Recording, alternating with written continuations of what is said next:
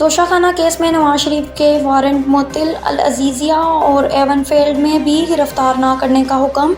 Islamabad high court के chief justice Aamir Farooq और justice गुल हसन औरंगज़ेब ने अल अज़ीज़िया और एवनफील्ड रेफरेंस में नवाज शरीफ की हिफाजती ज़मानत की दरख्वास्तों पर समाअत की, जिस सिलसिले में नवाज शरीफ के वकील अमजद परवेज़ और आज़म नज़ीर तारड़ अदालत में पेश हुए, जबकि नेब प्रोसिक्यूटर राफ़े मकसूद और अफजल कुरैशी ने दलाइल दिए।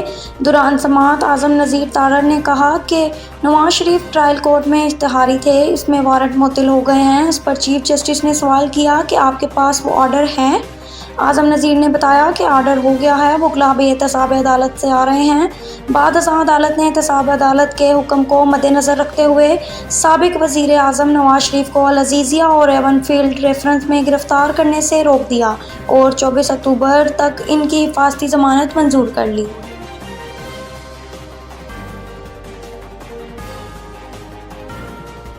नवाज शरीफ की वतन वापसी के प्रोग्राम में कोई तब्दीली नहीं हुई, शरीफ फैमिली की तस्दीक।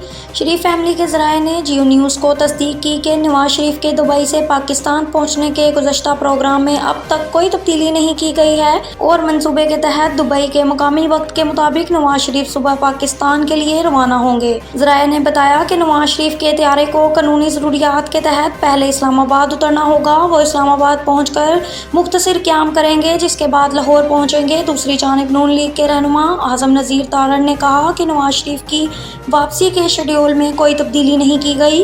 शेड्यूल के मुताबिक नवाज शरीफ का खसूसी त्यारा इस्लामाबाद एयरपोर्ट पहुंचेगा, जहां से वो लाहौर रवाना होंगे।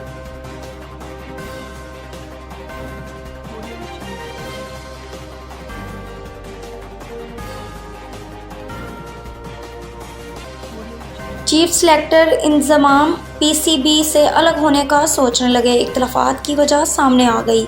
ज़राया के मुताबिक सीनियर और जूनियर सिलेक्शन कमेटी के चेयरमैन पाकिस्तान क्रिकेट बोर्ड से नाखुश हैं। पाकिस्तान अंडर 19 टीम के हेड कोच की तकरीरी पर इख्तलाफात पैदा हुए। ज़राया का बताना है कि पीसीबी ने शाहिद अनवर को अंडर 19 टीम का हेड कोच मुकर्रर किया। उससे कबल पीसीबी ने इंज़माम उल हक की तजवीज़ पर मोहम्मद यूसुफ को कोच मुकर्रर करने की हामी भरी थी। इंज़माम उल हक के इससे कबल भी कई मामलात पर इख्तलाफात पैदा हुए थे।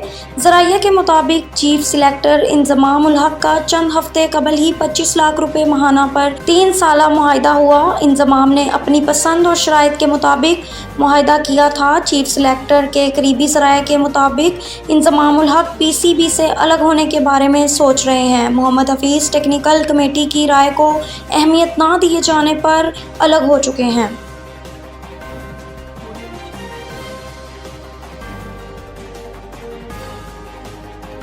इस्लामाबाद हाई कोर्ट का इलेक्शन कमीशन को तासब पर मुबनी फैसलों पर नज़रसानी का हुक्म। इस्लामाबाद हाई कोर्ट के जस्टिस मियां गुल हसन औरंगज़ेब ने केस की समाअत की।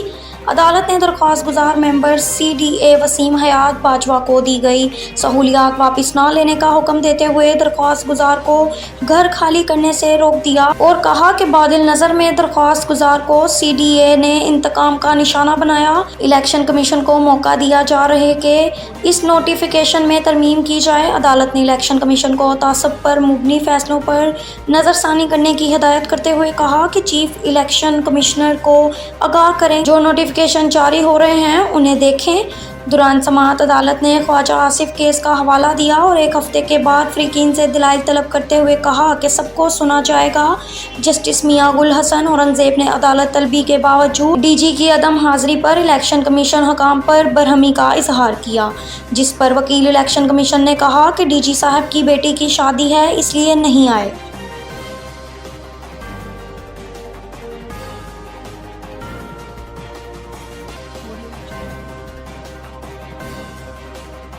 Peoples students federation university of Malakand के ज़ेर एहतमाम सानखा खारसाज के सिलसिले में एक पुरवकार तकरीब मुनक्किद हुई। इजलास में पीपल्स स्टूडेंट्स फेडरेशन के सदर Izhar Nawab, general secretary Malik Waqar Khan, vice chairman Abu Bakar Khan, information secretary Wajahatullah, finance secretary Aitzazul Haq, Shakeeb Khan, Waqas वाहिद, फरीद अहमद, अबू जर वर्दिक और दीगर अहदेदारों समेत तलबा ने भरपूर शिरकत करके सानखा कारसाज और फ़लस्तीन में इसराइली फ़ौजियों के मुजालिम और बर्बरियत के नाराबाजी की गई और फ़लस्तीन में शोहदा और ज़ख्मी होने वाले अफराद को खराज अकीदत पेश किया गया। इजलास से मुल्क वकार खानो देगर ने खिताब करते हुए कहा कि बेनज़ीर भुट्टो अपने वतन और अवाम के लिए वापस वतन आई, लेकिन दहशतगर्दों ने उसको निशाना बनाया, जिसकी वजह से पीपल्स पार्टी के 180 से ज़्यादा कारकुनान ज़ख्मी हुए। लेकिन पीपल्स पार्टी के जाले फिर भी नहीं डरे और अब भी वो हर मुश्किल का डटकर सामना कर रहे हैं। उन्होंने मज़ीद कहा कि चेयरमैन बिलावल भुट्टो ने साबका 15 माह के मुश्तरका गवर्नमेंट में तलबा को इंटरनेशनल स्कॉलरशिप दी और बाहर ममालिक यूनिवर्सिटी में भेजा। इंशाअल्लाह आने वाला वक्त जालों का है और पीपल्स पार्टी इस मुल्क के अपना किरदार अदा करेंगी और पाकिस्तान को एक सही समेत में लेकर जाएंगी। जबकि चेयरमैन बिलावल भुट्टो सरदारी के हदायत पर फ़लस्तीन में इसराइली फ़ौजियों के मज़ालिम और बर्बरियत के नाराबाजी की गई और फ़लस्तीन में शहीद और ज़ख्मी होने वाले अफराद के लिए दुआ भी की गई।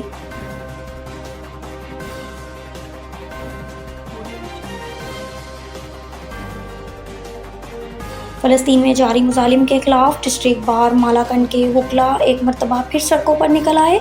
वकला ने सेशन कोर्ट से मालाकंड प्रेस क्लब तक रैली निकाल कर अमरीका, इसराइल और अक़वाम मुत्तहिदा के खिलाफ नारेबाजी की।